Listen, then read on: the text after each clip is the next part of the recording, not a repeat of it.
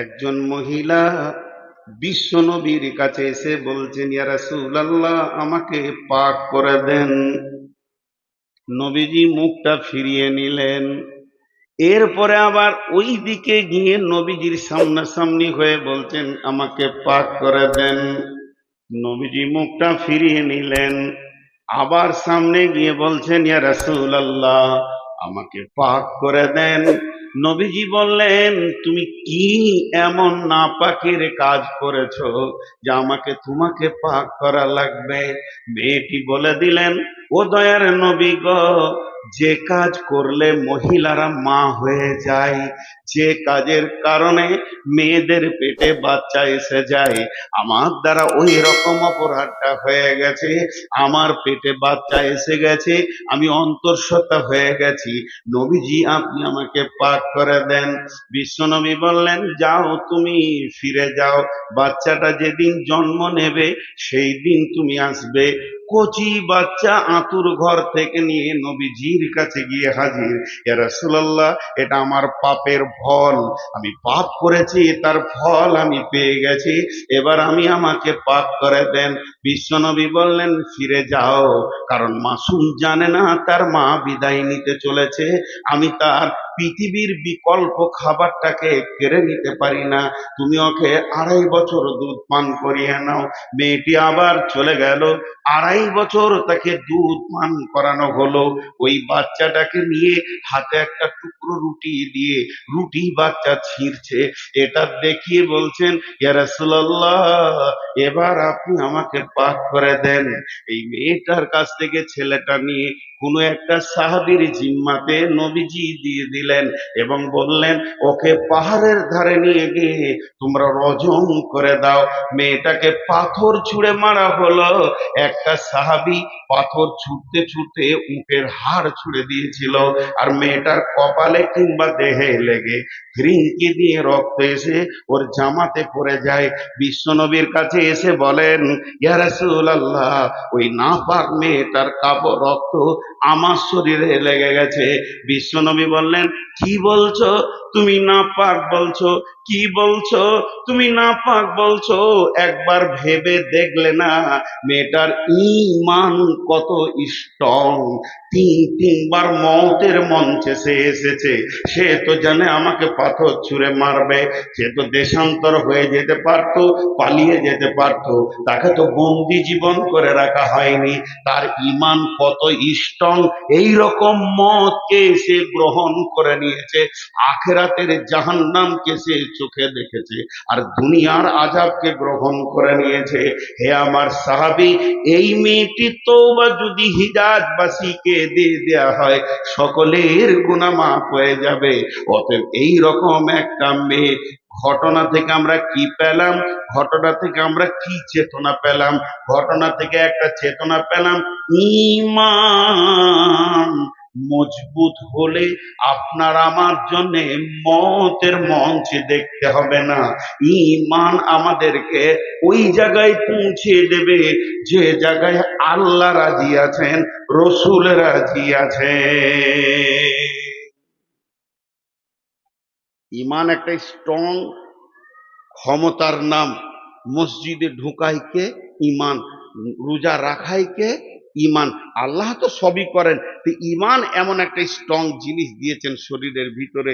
পাপ থেকে মুক্ত রাখেন কে? ঈমান। আপনি তাস খেলতে পারবেন, আমারও তো 10টা আঙ্গুল আছে, তাস খেলতে আমি পারবো না? আপনি মদ খেতে পারবেন, আমি কেন পারবো না? কিন্তু এই যে রুখে যে রেখেছে, মদের বোতলে হাত দিতে দেয়নি, তার নাম কি? ঈমান। আমার ভূমিকার অবস্থাটা শেষ হয়ে গেল, এবার আমি আয়াতে যাব। আয়াতে যাওয়ার আগে একটা উদাহরণ দিব। ক্যান্সার নামে একটা রোগ আছে পৃথিবীতে। এখন ক্যান্সারকে বিজ্ঞানীরা বলছে নরমাল অসুখ, সুস্থ হয়ে গেছে মানুষ।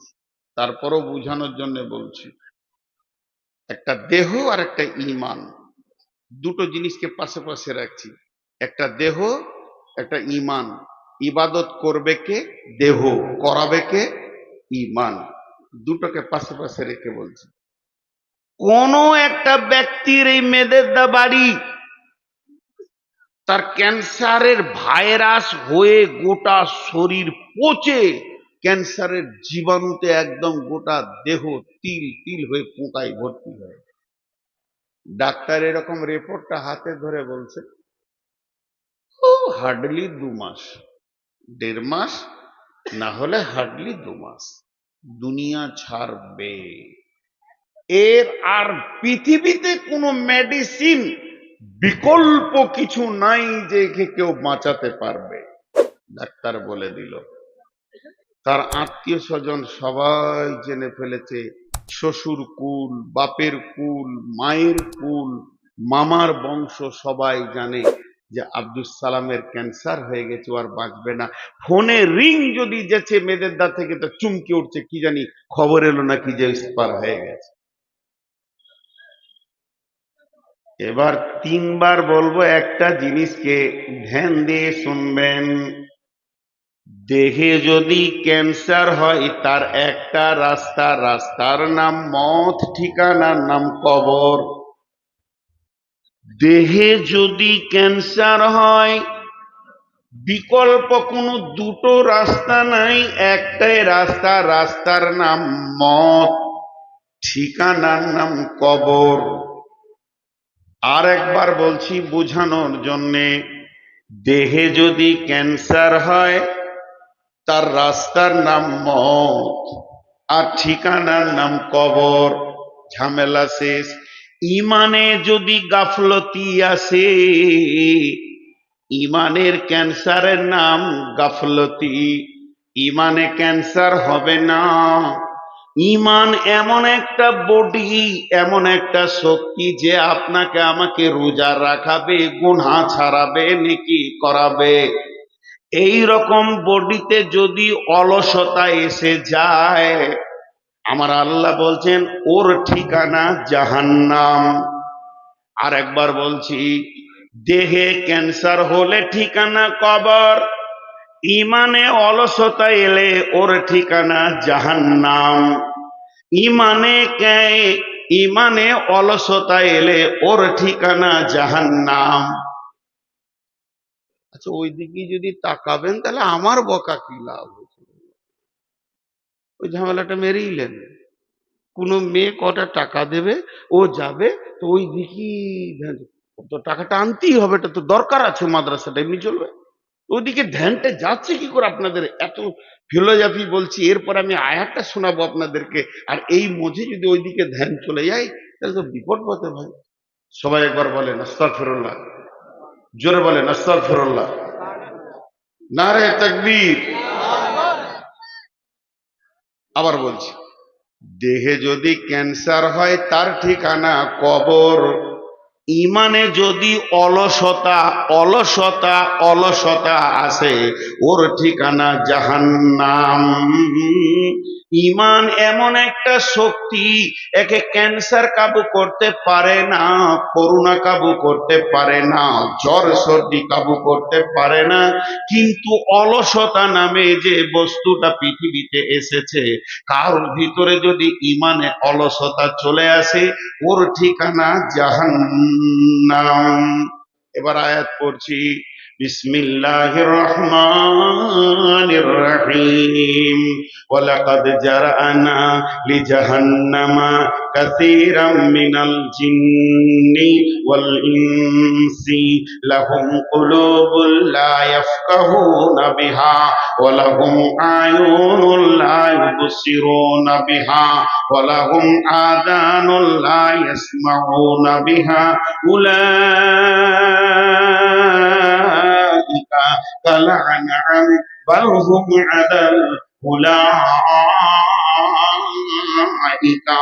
হুমুল গাফিলুন।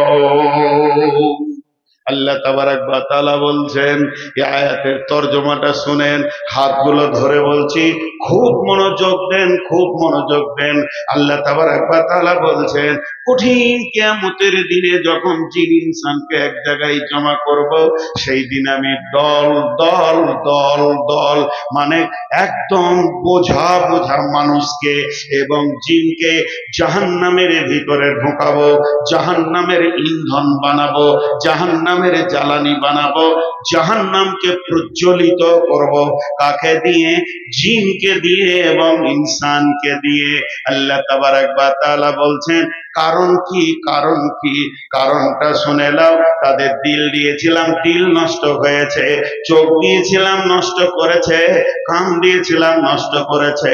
মনুষ্যত্বের জীবন দিয়েছিলাম, সেটাকে ক্রস করে পশুত্বের জীবন গ্রহণ করেছে। শুধু পশুত্বে গিয়ে স্টপ নেয়নি, সেটাকে ক্রস করে নিচে চলে গিয়ে পশুর থেকেও খারাপ জীবন যাপন করেছে। এখন আমরা যদি আল্লাহকে বলি, কেন কেন কেন কেন কেন কেন কেন মানুষটা এত নিচে নামলো কেন? তার চোখ কান দিল নষ্ট হলো কেন? মনুষ্যত্ব নষ্ট হলো কেন? সে পশু হয়ে গেল কেন? তার থেকে নিচে গেল কেন? কেন কেন কেন কেন? আল্লাহ আল্লাহ একটাই উত্তর দিচ্ছেন, উলাইকা হুমুল গাফিলুন। এরা ছিল অলস অলস অলস অলস, গাফিল গাফিল গাফিল। আল্লাহ তাবারাক ওয়া তাআলা বলছেন, গাফলতি এত ভয়ানক অসুখ, গাফলতি এত ভয়ানক রোগ, মানুষকে জাহান্নাম নিয়ে চলে যায়। ক্যান্সার অত ভয়ানক নয়, ক্যান্সার আপনাকে কবরে নিয়ে যাবে, তার থেকে বেশি নিয়ে যেতে পারবে না। আর অলসতা আপনাকে জাহান্নামে নিয়ে যাবে। অতএব বন্ধুরে, অলসতা হচ্ছে ক্যান্সারের থেকেও খারাপ। খুব মনোযোগ দেন।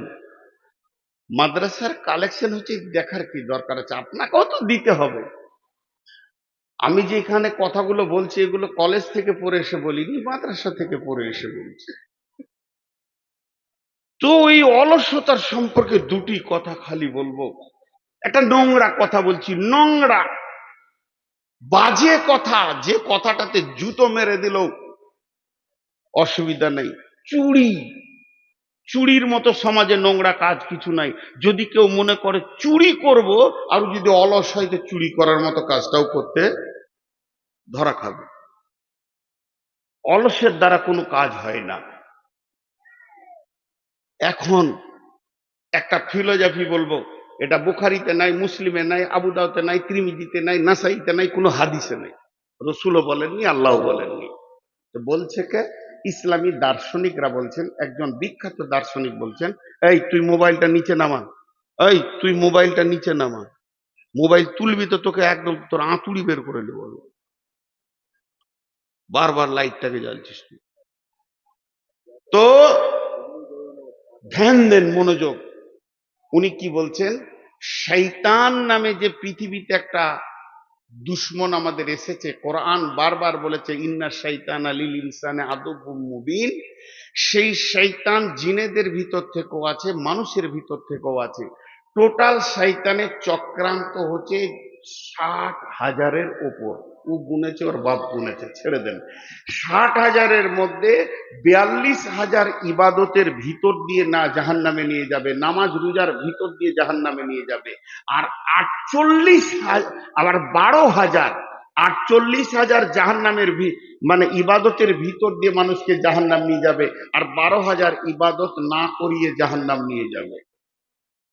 ইবাদত করে মানুষ জাহান্নাম যাবে? বলে হ্যাঁ যাবে।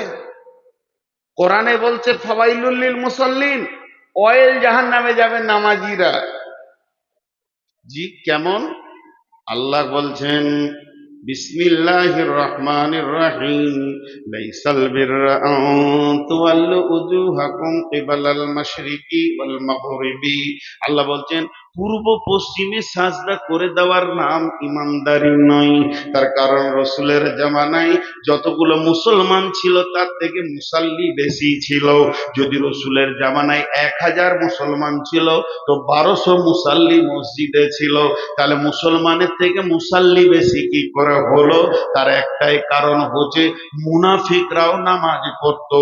মুনাফিকদের চেহারা চরিত্র উঠা বসা লেনদেন, আমাদের মুনাফিকরা আমাদের যারা মুসলমান দাবি করে এরা তো 5 ওয়াক্তের নামাজ পড়ে না। আর নবীজির জামানায় যারা মুনাফিক ছিল তাদের তাহাজ্জুদের নামাজ কোনোদিন কামাই ছিল না, এত ধীরে সুস্থে নামাজ পড়তো। বিশ্ব নবী পর্যন্ত বুঝতে পারেনি এটা মুনাফিক। ওহির মাধ্যম যে বলা হয়েছে এই দলের ভিতরে অমুক অমুক অমুক অমুক অমুক ইসলামের বিরুদ্ধে রয়েছে। মুনাফিক কত ডেঞ্জার! আল্লাহ কাফের মুশরিককেও মাফ করতে রাজি আছেন যদি কেউ খালেস তওবা করে, মাফ করেন। কিন্তু মুনাফিক এমন একটা, বিশ্ব নবী মুনাফিকের জানাজায় গেছিলেন, কারণ বশত গেছিলেন, তারপরও আল্লাহ বললেন হে আমার নবী তুমি 70 বার যদি জানাজা পড়ো আমি কবুল করব না। আর মুনাফিকের জন্য বলেছেন ফিদার ইন্না মিনাল মুনাফিকিনা ফি দারকিল আসফাল।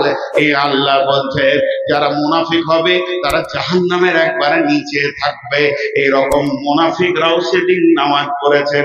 অতএব বন্ধু, বেশ কিছু পৃথিবীতে ডেঞ্জারাস মানুষ আছে যারা ইবাদতের ভিতর দিয়ে জাহান্নাম যাবে।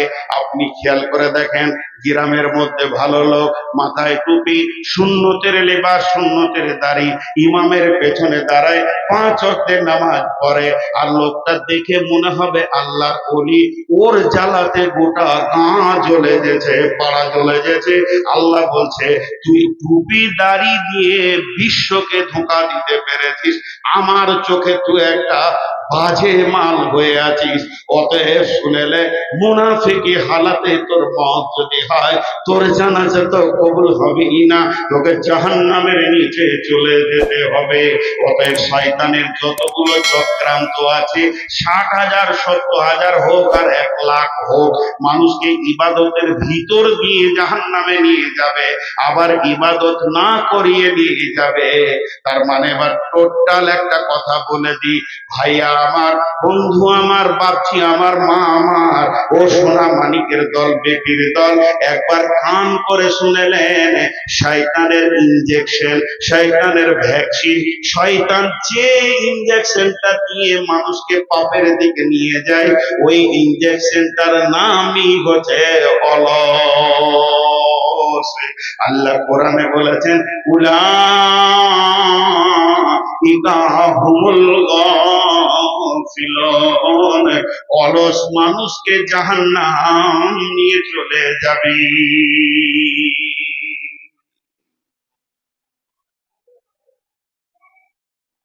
মা বোনেরা কথা বলিয়েন না গো ভাই, আপনাদের বিরক্ত লাগছে? হাদিসটা পড়ব, দেখবেন তখন কি কি তথ্য কথা আছে এর ভিতরে। এখন একটা মজার কথা আপনাদেরকে শোনাই। অলসতা কি ডেঞ্জারাস জিনিস! কোরআন বলছে তাদেরকে জাহান্নামে নিয়ে গেছে অলসতা। অলস মানুষকে সফলতা দেয় না, বিধায় অলসতা থেকে আমাদেরকে দূরে হতে হবে। অলসতা আস্তে আস্তে নিয়ে চলে যাচ্ছে খারাপের দিকে। একটা উদাহরণ দিই, একটা রুগী ডাক্তারখানা গেল, আপনারা আমার সঙ্গে মনোযোগ দেন।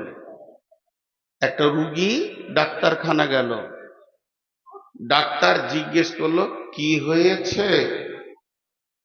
ছোট কথা, কি হয়েছে? রুগী কি কি বলছে আমার দিকে গুনবেন আপনার, আমি জিজ্ঞেস করব কটা বলল।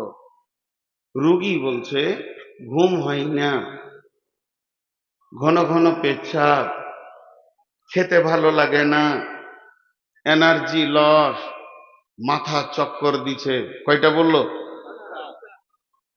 আরেকবার বলি, ঘুম হয় না, ঘন ঘন পেচ্ছাপ, মাথা চক্কর দিছে, এনার্জি লস, খেতে ভালো লাগছে না। কয়টা বললো? ডাক্তার একটা বলছে। সুগার।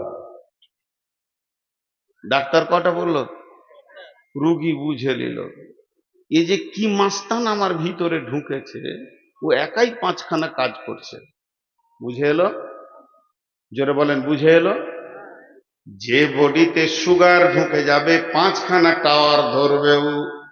কারণ আমি সুগারের আজকে 12-14 বছরের রুগী। সুগার যেন ভিতরে মাস্তানের মতো ফুটবল খেলবে, ভলি খেলবে, ক্রিকেট খেলবে। সুগার যেন কবাডি খেলবে, হাডুডু খেলবে, দেহটাকে নিয়ে ওকে পাঁচখানা কাজ করবে।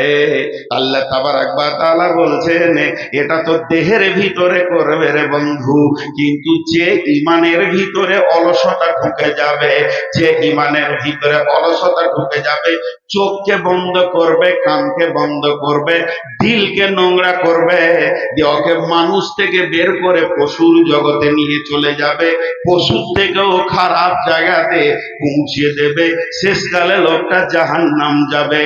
অলসে যখন সুগারে যখন কিডনি নষ্ট হবে পাঁচটা খেলতে খেলতে, শেষকালে কবরে নিয়ে যাবে। আর এই লোকটাকে শেষকালে অলস জাহান্নামে নিয়ে যাবে। এবার চলে না একটা পড়ি আর একবার, বিসমিল্লাহির রহমানির রহিম। ওয়ালাকাদ জারা'না লিজাহান্নামা কাসীরাম মিনাল জিন্নি ওয়াল ইনসি লাহুম কুলুবুন লা ইয়াফকাহুনা বিহা ওয়া লাহুম আ'য়ুনুন লা ইবসিরুনা বিহা ওয়া লাহুম আযানুন লা ইয়াসমাউনা বিহা উলাইকা কাল আনআম বাল হুম আদাল উলাইকা হুমুল গাফিলুন। আল্লাহ বলতে সূরা লাও, এই দল দল জিন আর ইনসানকে আমি জাহান্নামের লোকরি বানাবো, তাদেরকে দল দল দল দল আগুনের ভিতরে ভরবো, জাহান্নামের ইন্ধন বানাবো, জ্বালানি বানাবো, জাহান্নামকে দাও দাও করে তাদেরকে দিয়ে জ্বালাবো। কেন? তাদের দিল দিয়েছিলাম, দিল নষ্ট হয়েছে। তাদের কান দিয়েছিলাম, শ্রবণ শক্তির ক্ষমতা দিয়েছিলাম, তারা হককে শুনেনি, বেহক শুনতে পেয়েছে। তাদের দুটি চোখ দিয়েছিলাম, তারা রাস্তা দেখতে পায়নি, বেরাস্তা দেখেছে। শুধু তাই নয়, তারা এই পশুদের জীবনে চলে গেছে। পৃথিবীর সেরা বানিয়েছিলাম, জিনের থেকেও দামি, গরু ছাগল হাঁস মুরগির থেকে দামি, ইভেন ফেরেশতার থেকেও দামি মানুষ, এত দামি বানালাম, কিন্তু তারা সেই দামি না থেকে পশুর জগতে চলে এসেছে। শুধু পশু হয়েও সে ক্ষান্ত হয়নি, বালহুম আজাল, তার থেকেও নিচে চলে গেছে। কেন কেন কেন?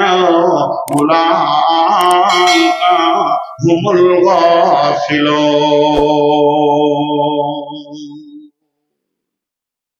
অলসতার সোপান করেছে।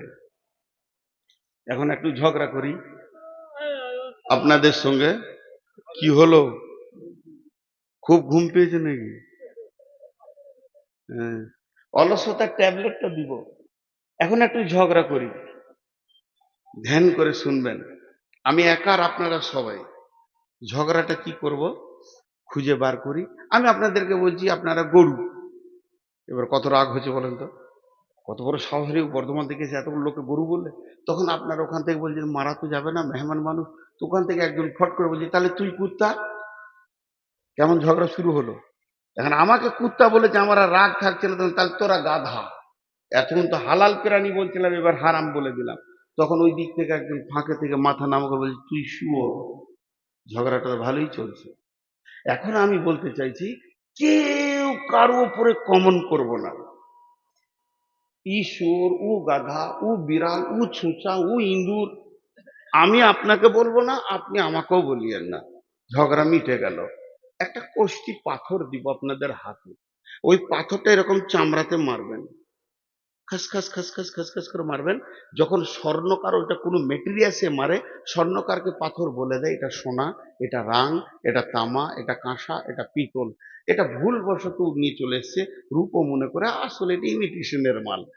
তাহলে ওই পাথরটা আপনাদের হাতে আমি দিই। এখন সবাই পাথরটা নিব, কে কে নিব না হাত তুলি।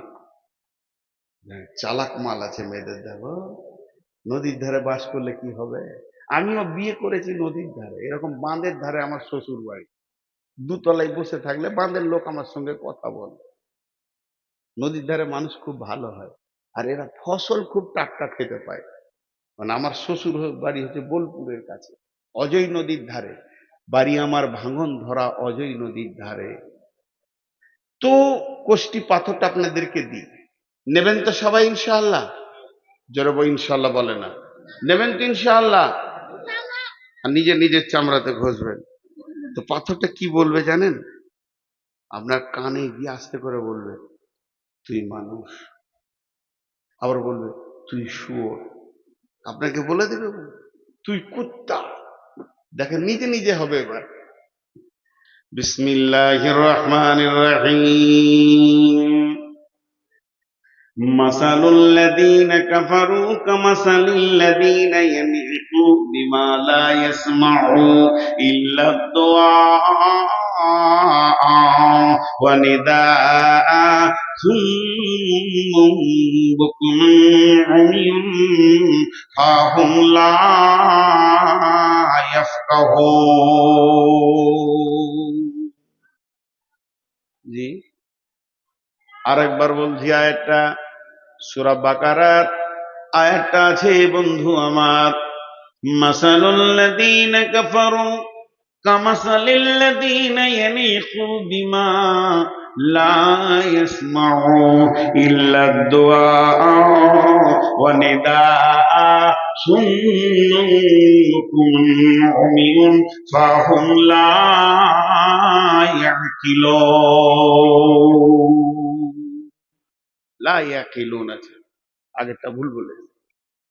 তো এতে কি বলছেন, তর্জমাটা শুনেলেন? ওই কাফেরদের মিশাল ওই লোকেদের মতো, ওই কাফের বেঈমানদের মিশাল ওই লোকেদের মতো যাদেরকে তার প্রভু মুনিব মালিক দূরে ডেকেছে, নেদা দোয়া কাছেও ডেকেছে, শুনেও শুনেনি, দেখেও দেখেনি, বুঝেও বুঝেনি, প্রকৃত পক্ষে ওর বোধ ক্ষমতা নাই। বুঝে কি ক্লিয়ার হলো না? তাহলে তর্জমাটা আর একবার বলি। ওই কাফেরদের বিশাল ওই লোকেদের মতো যাদেরকে তাদের মাবুদ দূরে ডেকেছে, কাছে ডেকেছে, শুনেও শুনেনি, বুঝেও বুঝেনি, দেখেও দেখেনি, প্রকৃত পক্ষে তাদের বোধ ক্ষমতা নাই। ক্লিয়ার হলো না? এবার একটা উদাহরণ দিব তো ক্লিয়ার হয়ে যাবে। খুব মনোযোগ, উদাহরণটা খুব মনোযোগ। কি, রাখালকে গরু চড়াতে দেখেছেন? এ যুগে তার নাই, এক যুগে খুব ছিল। রাখাল নদীর ধারে গরু চড়াচ্ছে, 20খানা গরু ওর চড়ছে, আর ও একটা বরগাছের ছায়াতে বসে বাঁশি বাজাচ্ছে, আনন্দ করছে, গান করছে। ওর একটা গরু লাল লাল টমেটোর দেখতে পেয়েছে আপনার গ্রামের মাস্টার সাহেবের জমিতে, বেড়া দেওয়া আছে, টমেটো ঝুলছে।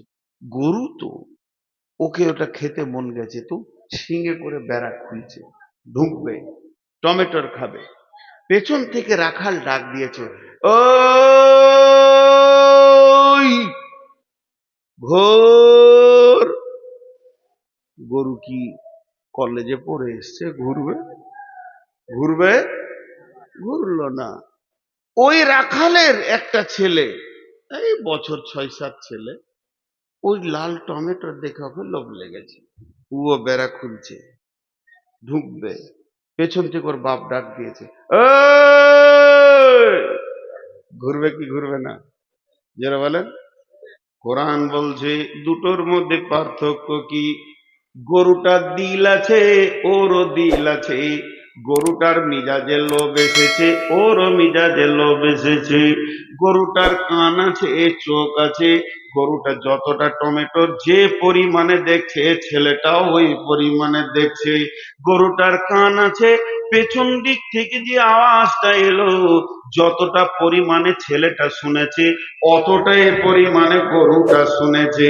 তাহলে গরুটার পা আছে, মাথা আছে, ছেলেটারও পা আছে, মাথা আছে, দুইজন কিন্তু এক, কিন্তু এই আওয়াজটা কার?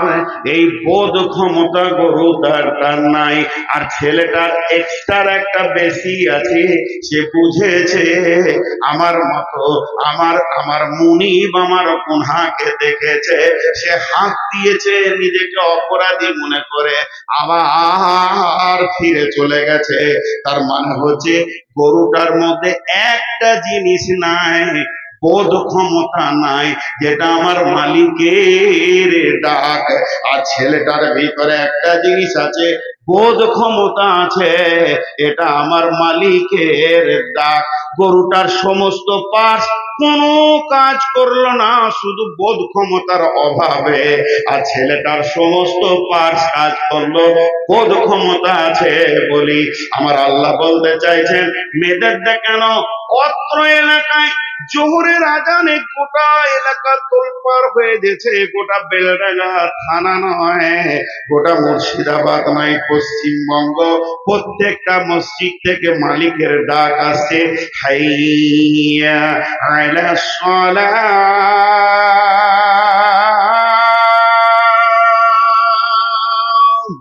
এই ডাক শোনার পর যতজন এসে মসজিদে উবুর হয়ে পড়ছে, মাবুদের ডাক শোনার পর, মালিকের ডাক শোনার পর, গুনহার ময়দান থেকে রিটার্ন হয়ে এসে মসজিদে সাজদায় পড়ছে। এরাই হলো আল্লাহর কাছে মানুষ। আর যতজন মাবুদের ডাক শুনে ফিরে আসতে পারে না, এরাই হলো শূকর কুকুরের থেকেও খারাপ। এবার নিজে নিজে বুঝেলেন, কষ্টি পাথরটা গায়ে মারেন, যে নিজেকে বলেন। আমি নিজেকে বলি, নূর মোহাম্মদ, তোর মাবুদ যখন তোকে ডাকে তুই যাস? হ্যাঁ যাই। তুই মানুষ। নূর মোহাম্মদ, তোর মাবুদ আজকে এসাই ডেকেছিল, গেছিলি? না আমি যাই। তুই শুয়োর কুকুরের থেকেও খারাপ। একটা গল্প শোনাবো।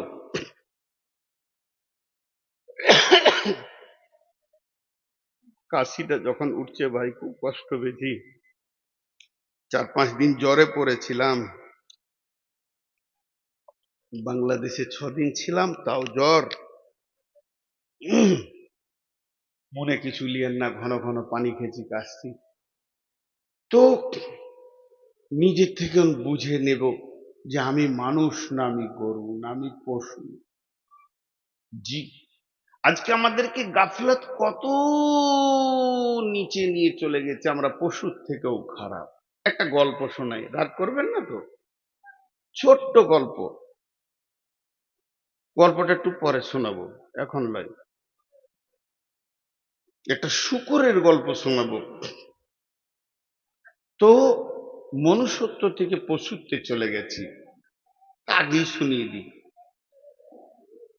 এটা হাদিস নয়, কোরআন নয়, তফসির নয়, কিছুই নয়, গল্প গল্প গল্প গল্প। বলবেন না যে নূর মোহাম্মদ বলেছে মানে বুখারিতে আছে, কিছু বলছেন নাকি? কোথা দিবে? আলুর বস্তায় গলা? তোমার নজরটা কি বলছে? গলা আলুর বস্তা না মানুষ? আসে নাই আগে, থাকবে বাইরে। অত পিরিত করতে হবে না, আর না হলে জায়গাটা বাড়াও। হ্যাঁ, একদম না। ভাইয়া আপনারা যারা বাইরে আছেন ভিতরে ঢুকেন, দেওয়াল গায়ে বসে যান, ধুলোর উপরে বসে। চেয়ার লাগবে না, ধুলোতে বসুক। তাস খেলে তখন কোথা বসে আমি দেখি নাই, বসুক ওখানে ধুলো। আল্লাহর উপরে যদি মহব্বত থাকে, নিচে বসে যান, মাটিতে বসে যান। প্রেম এক আলাদা জিনিস, বাইরে কষ্ট করিয়েন না। কারণ আজকে আপনি লেট করেছেন, অন্যদিকে চলে গেছে। এখন একটা লোক ধরে এলেন মুসা আলাইসাল্লাম, উনি আল্লাহর সঙ্গে কথা বলতেন, মুসা কালিমুল্লাহ, তাহলে বলতে সুবিধা হবে। মুসা আলাইসাল্লাম হন্ত দন্ত করে হাঁটছে, তো ও হেঁটে যাচ্ছে, তো একটা শূকর ছিল ড্রেনে। বলছে, ও নবী মুসা, দাঁড়ো দাঁড়ো। যাবে কোথায়? আল্লাহর কাছে চললাম, আমার দরকার আছে, আমি আল্লাহর সঙ্গে কথা বলবো। তখন বলছে, নবী মুসা, তুমি তো আল্লাহর সঙ্গে কথা বলবে, তো আমার একটা খবর নিয়ে যেতে পারবে? বলে, কি? বলে, আল্লাহ তোমাকে নবী করলে, মানুষ করলে, আর আমাকে কেন শুয়োর করলে, এটা জিজ্ঞেস করে আসবে তো। কেমন পশু? মাঝে আবার বলছি, নবীর নাম নিয়ে বলছি, তারপর এটা ভাববেন না হাদিস, এটা জ্ঞান দিচ্ছি গল্পে। নবী মুসা চলে গেল তুর পাহাড়ে, আল্লাহর সঙ্গে যত কথা ছিল কথা টথা সেরে নিয়ে পাহাড় থেকে নেমে আসে। তা আল্লাহ বলছে, এই তোকে কেউ কিছু বলেনি? বলে হ্যাঁ, একটা শুকর বলেছিল। বলে উত্তরটা নিয়ে যা, ওকে বলে দিবি আল্লাহুস সামাদ, আমার একটা নাম আছে, আমি কাউকে তাওয়াক্কা করি না, আর কোনো বিষয়ে আমাকে কারো দায়বদ্ধতা গ্রহণ করি না, আর আমাকে কাউকে জিজ্ঞেস করতে হবে যে দুনিয়া করতে হবে, এটা আমার বিষয় নয়। আমাকে যাকে যা মন যাবে তাকে তাই বানাবো, ফাইসালা আমার হাতে। আর তবেই তো আমি আল্লাহ, সার্বভৌমত্ব আমি একচ্ছত্র মালিকানা রাখি, কাউকে কিছু আমি দায়বদ্ধ নাই যে তার এই ব্যাপারে আমাকে উত্তর দিতে হবে। এটাই আমার আল্লাহ, এটাই আমার আমিত্ব, বলে দিস। ঠিক আছে, বলে দিব, আমি তো পিয়ন, ও বলেছিল বললাম, আপনি বলছেন বলে দিব। নবী মুসা চলে আসতে বলছে, দাঁড়া, ওকে একটা প্রাইজ দিব, নিয়ে যা। নবী মুসা বলছে, আল্লাহ শুয়োরকে প্রাইজ? বলে তোর আবার হিংসা হচ্ছে নাকি? চুপ করে ধৈর্য ধরে লে, দেন। বলে কোনো মাল নয়, একটা কথা, ওকে গিয়ে বলবি আল্লাহ তোকে মানুষ বানাবে, মানুষ, তুই যা চাইবি তাই দিবে। আল্লাহ না শব্দটা বলবে না। আল্লাহ ওয়াদা দিয়েছে মানুষ বানানোর পর না শব্দটা বলবে না। তুই যা চাবি হ্যাঁ, চাংটা নিবি হ্যাঁ, না বলবে না। খালি একটা শর্ত তোকে মেনে নিতে হবে, তোকে ইমান দেবে না, তোর ইমানে অলসতার ঘুম ধরিয়ে দেবে, ইমানটা দেবে না, বাকি সব দেবে। এবার নবী মুসা পেরিয়ে আসছে, শুকরটা বলছে খবর কি? বলছে বেশি প্রশ্ন করিস না, চামড়া ছিলে দেবে। আল্লাহ রেগে গেছে, আল্লাহর ব্যক্তিত্ব ব্যাপারে তুই হাত দিয়েছিস। হ্যাঁ, তবে তোর একটা সুসংবাদ আছে। কি? ও ড্রেন থেকে লাফিয়ে উঠেছে, গোটা গায়ে কাদার খিঁচে পেচ্ছাপ পায়খানাতে ভর্তি। কি? বললে একটা সুসংবাদ আছে। বলে বলো। বলে তোকে বলবো, তুই বলবি হ্যাঁ, আর আমি আল্লাহকে বলবো রব্বানা, সঙ্গে সঙ্গে তোকে মানুষ বানিয়ে দেবে আল্লাহ। আল্লাহ কথা দিয়েছে তোকে মানুষ বানিয়ে দেবে। শুকরটা খুব খুশি, বলে হ্যাঁ, তুই রাজি আছিস কি? তুই খালি বলবি হ্যাঁ, আর আমি নবী হিসেবে বলবো রব্বানা, আর আল্লাহ তোকে সঙ্গে সঙ্গে সেকেন্ড লাগবে না, একটা সুশ্রী মানুষ করে দেবে। কিন্তু একটা শর্ত আছে। হ্যাঁ, আবার শর্ত এর ভিতর? বলে হ্যাঁ, তুই যখন মানুষ হয়ে যাবি, তুই যখন মানুষ হয়ে যাবি সঙ্গে সঙ্গে তুই আল্লাহর কাছে যা চাইবি তাই পাবি।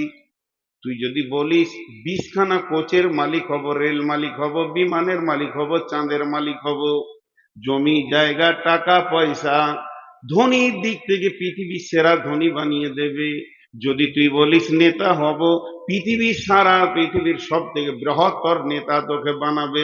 যা চাইবি তাই পাবি, যা চাইবি তাই পাবি, যা চাইবি তাই পাবি। ছেলে পাবি, বিবি পাবি, বউ পাবি, বিটি পাবি, সোনা দানা তো তোর ঘর বাড়ি ভরে দেবে রে। আল্লাহ ওয়াদা করেছেন, আল্লাহর ওয়াদা মিথ্যা নয়। তবে একটা কথা কান করে শুনেলে, তুই মাথা ঠুকেও যদি মরে যাস, আর চোখের পানিতে যদি তুই নদী বইয়ে দিস, আল্লাহ তোকে ঈমান দিবে না। তোকে মানুষ বানাবে, কিন্তু বেঈমান মানুষ বানাবে। যে শক্তিটা থাকলে নামাজ হয়, যে শক্তিটা থাকলে রোজা হয়, যে শক্তিটা থাকলে হজ হয়, যে পাওয়ারটা থাকলে সুদ জুয়া বাঁচা যায়, লুচ্চামি রান্ডি থেকে বাঁচা যায়, যে শক্তিটা থাকলে আপনার কিনা জুয়া থেকে বাঁচানো যায়, মদ থেকে নিজেকে বাঁচানো যায়, ওই শক্তি পাওয়ারটা তোকে দেবে না, বাকি সব দিয়ে দিবি। এবার শুকরটা কি বলছে কান করে শোনেন। 1 মিনিট হাত দুটোকে ভিখারির মতো আপনাদের কাছে চাইছি, অ্যাটেনশনটা বাড়ান। 1 মিনিট শুকরের কথাটা খালি শোনেন, একটা গল্প যদিও। শুকর বলছে, ও নবী মূসা, ও আল্লাহর ওলি, থাক থাক থাক, আমার জন্য দোয়া করতে হবে না। বেঈমান মানুষের থেকে আমি শুয়োর অনেক গুণে ভালো। যে লোকটা মানুষের মতো বডি পেল, চেহারা পেল, মানুষের সমাজে বাস করলো, বাড়ি ঘর বিবি ব্যবহার করলো, ছেলে পিলে জমি জায়গা করলো, কিন্তু আল্লাহর ঘরের দরজা পেল না, ওর থেকে আমি শুকর অনেক গুণে ভালো। সকাল বিকাল আমি আমার জবান দিয়ে আমার রবকে আমি ডাকি। অতএব শুকরের থেকে বেঈমান মানুষ লাখো গুণে খারাপ। এটা কে বানায়? গাফলত, অলস। সকলে জোরে বলে, এটা কে বানায়? জোরে বলে না, কে বানায়? অলস। অলস অতি খারাপ। একটা মজার গল্প আপনাদেরকে শোনালাম, একটা সত্য ঘটনা শোনাই।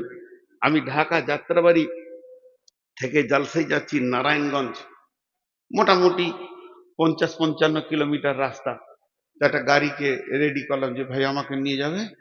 তো বলে হ্যাঁ চলেন, আপনাকে দিয়ে আসি মহফিলে। ও আমাকে জানে না যে আমি ইন্ডিয়ান। তারপরে ওর গাড়িতে উঠলাম, গল্প করতে করতে করতে করতে পরিচয় হলো। কথা বলতে বলতে যেতে যেতে আমি আস্তে আস্তে ওকে ওর মন মেজাজটা ঠিক করলাম যে আমি একটা মহফিলের, আমি ওখানকার প্রধান বক্তা আছি, আমার বাড়ি ইন্ডিয়া। তখন তো আরো খুশি হলো, আরো বুঝাতে বুঝাতে বললাম রাতটা আমার সঙ্গে থেকে যাও, তোমার গাড়ি কি চলে আসবো, বায়ান শেষ হয়ে গেলে আমাকে এই মাদ্রাসায় নামিয়ে দেবে, আমি এখানে থাকি, ঢাকায় চলে আসবো। জি থাকবো। ওকে কিছু পয়সা বাড়িয়ে দিলাম। রাত্রি 1:30টায় যখন এসে নামছি, ওকে এবার টাকা আমাকে দিতে হবে, যে ভাড়াটা হয়েছে। আমি পকেট থেকে টাকা বার করে দিচ্ছি, আর ওকে জিজ্ঞেস করছি, শোনা তুমি নামাজ পড়ো? তো প্রথম ভাষা বলছে, হুজুর আপনি বুঝবেন না। তার মানে ও কেন নামাজ পড়ে না এটা আমার বুঝার ক্ষমতা নাই আর কি। তো তখন ওকে আমি বলছি, আচ্ছা আমি যদি অবুঝি হয় তা তুমি খানিকটা বুঝাও।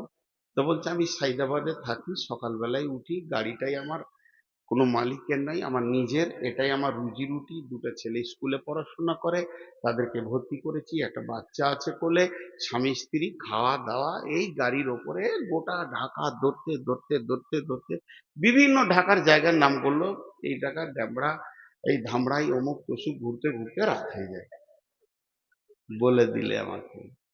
ওর যখন বলা শেষ হলো, তখন এবার আমি শুরু করলাম, বললাম তোমার শেষ হয়েছে? বলে হ্যাঁ। আমি বললাম শোনো, কেয়ামতের দিন তুমি কি ভাবছো এটা কেয়ামত? এটা তো ঢাকা, আর আমি আল্লাহ নই, আমাকে বলতে হবে, তাই বললাম। তোমার জান্নাত জাহান্নামের মালিক আমি নই, জান্নাত জাহান্নামের মালিক আল্লাহ।